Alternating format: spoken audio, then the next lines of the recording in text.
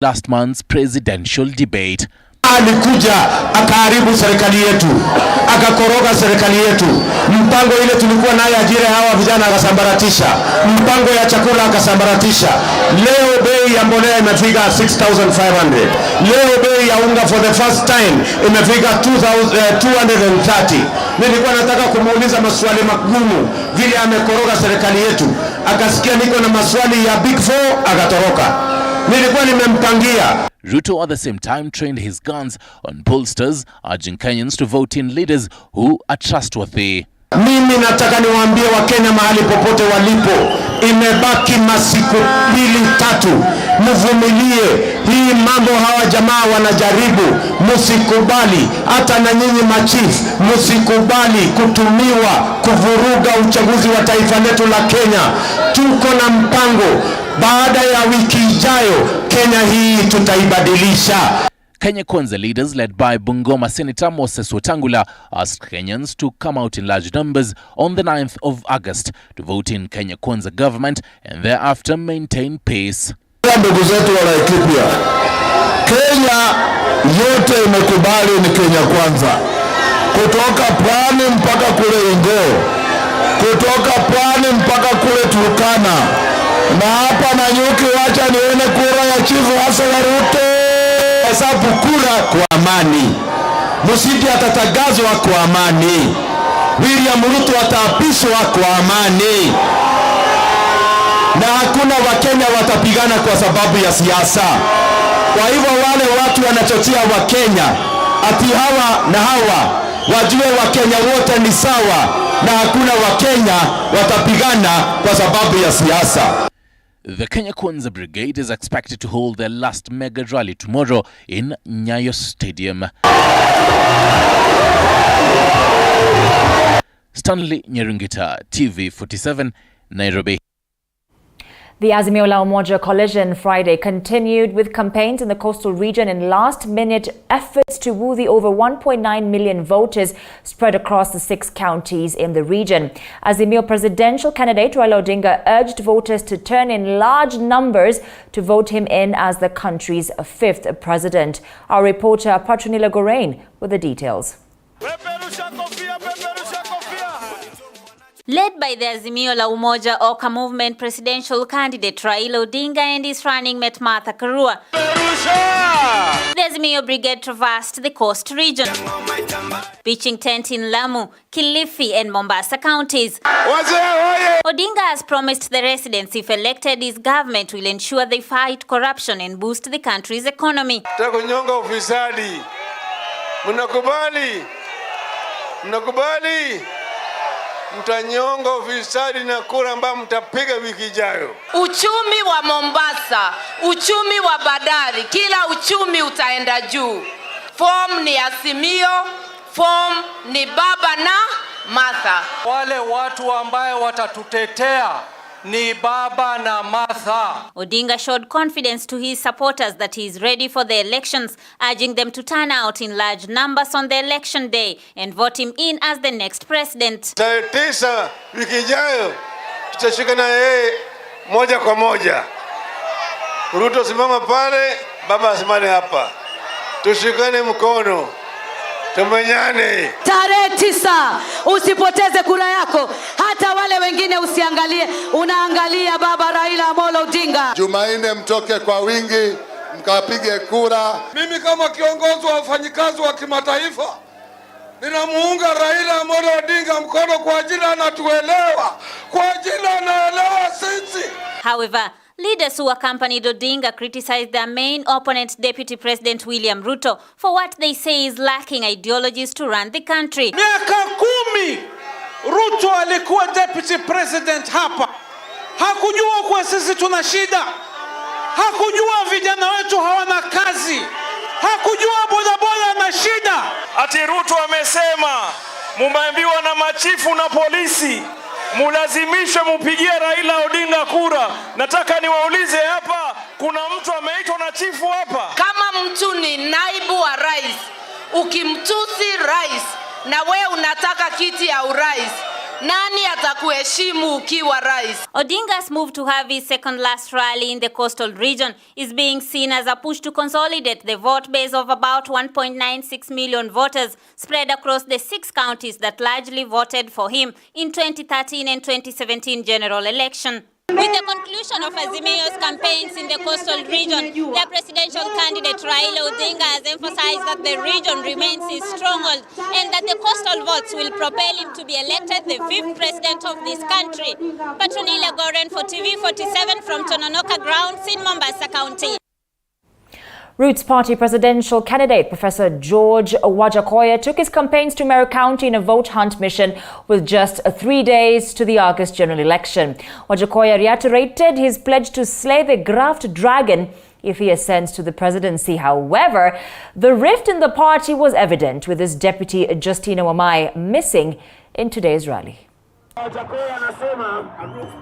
the August general election draws near, presidential candidates continue with their vote hunt mission in various parts of the country, drumming up support to their bids. Roots Party presidential candidate Professor George Wajackoyah on Friday traversed Meru County, where he drummed up support for his party's manifesto, which champions for the legalization of marijuana.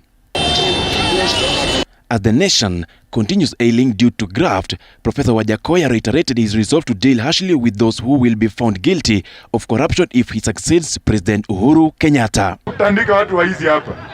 Na mimi nataka hiyo pia watu watandikwe tu. Wewe kama umeiba mali ya serikali, umeiba mali ya serikali, mbona tusikunyonge? Serikali yangu itanyonga watu, haki ya Mungu walai. The seeming rift in the Roots Party, however, was evident, with his deputy Justina Wamae conspicuously missing in today's rally.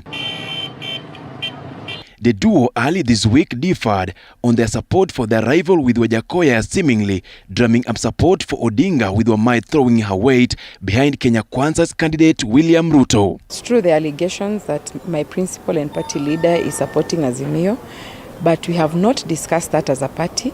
We have not agreed, and neither have I been consulted.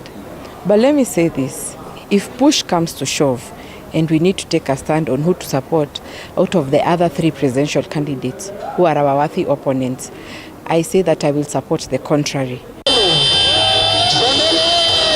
The campaign period enters its home stretch Saturday as voters wait until Tuesday next week to make their choice at the ballot. Reporting for TV47, I'm Lucky Heriano. With only 3 days remaining to the general election, the Kenya Kwanza and Azimio One Kenya factions are gearing up for their last mega rally in a bid to woo their supporters. Kenya Kwanza will hold their rally in Nyayo Stadium tomorrow, as Azimio One Kenya pitch camp in Kasarani National Stadium. Flora Limuki has that report. With just hours to the end of the campaign period on Saturday, front-runners in the race to State House are leaving nothing to chance as they plan to make their final submissions in accordance with the Elections Act. We're having 2 major functions in the city. One function, of course, the most major one is here in Nyayo Stadium, and then we have another function at Kasarani. Hata tukipitana kwa njia, tuheshimiane. As we believe in siasa safi in Kenya Kwanza. The incoming president has sent me here to urge Kenyans from all walks of life to converge here in Kasarani, to listen to his plan for them and take his final appeal to all Kenyans who yearn for change to come here and get his final message. The Kenya Kwanza faction will hold its last rally tomorrow in the embattled Nyayo National Stadium. This decision comes a day after the High Court directed Sports Kenya to allow Deputy President William Ruto's brigade to hold its final presidential campaign rally at the stadium. All supporters of the Hustler movement, the Kenya Kwanza team, will be having our meeting here in Nyayo Stadium, which is Langata constituency. Tomorrow will be the preparatory process towards the swearing in of Dr. William Samoei Ruto as the President of the Republic of Kenya.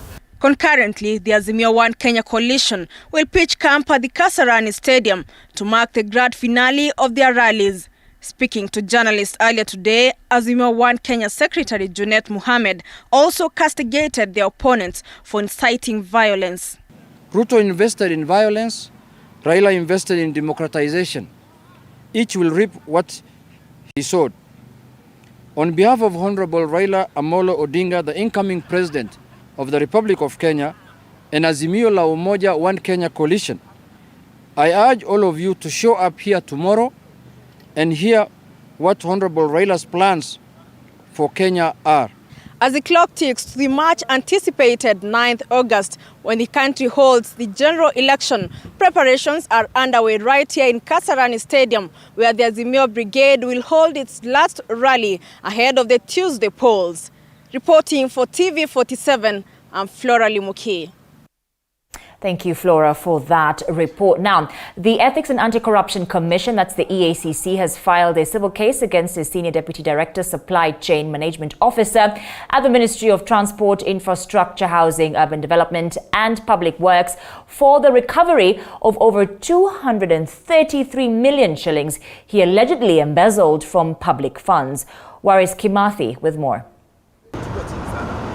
According to court papers seen by TV47, David Kinyae Isika, a Senior Deputy Director, Supply Chain Management Officer, Ministry of Transport, Infrastructure, Housing, Urban Development and Public Works, allegedly abused his position of trust by participating in the award of tenders to companies associated with him between January 2014 and June 2021, while working as a Senior Supply Chain Management Assistant 1 at the Nairobi Metropolitan Development within the Ministry of Lands, Housing and Urban Development, and currently Senior Deputy Director at the said ministry.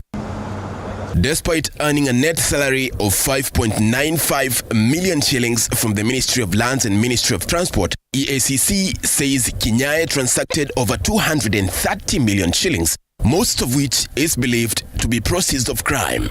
In the period under investigations, EACC said Kinyae allegedly awarded tenders to, among others, Wanga Tech General Enterprises Limited, worth over 75 million shillings, Davinka Suppliers and General Merchants Limited, worth over 102 million shillings, Bruce Isika Kinyae or Bryson Smart Innovations Company, worth over 55 million shillings. Records obtained from Registrar of Companies show that during the period under investigation, David Kinyae Isika was a director of MS Davinka Suppliers and General Merchants Limited, while his wife Eunice Wangari and his son Bruce Isika Kinyae were the directors of MS Wanga Tech General Enterprises Limited and Bryson Smart Innovations, respectively.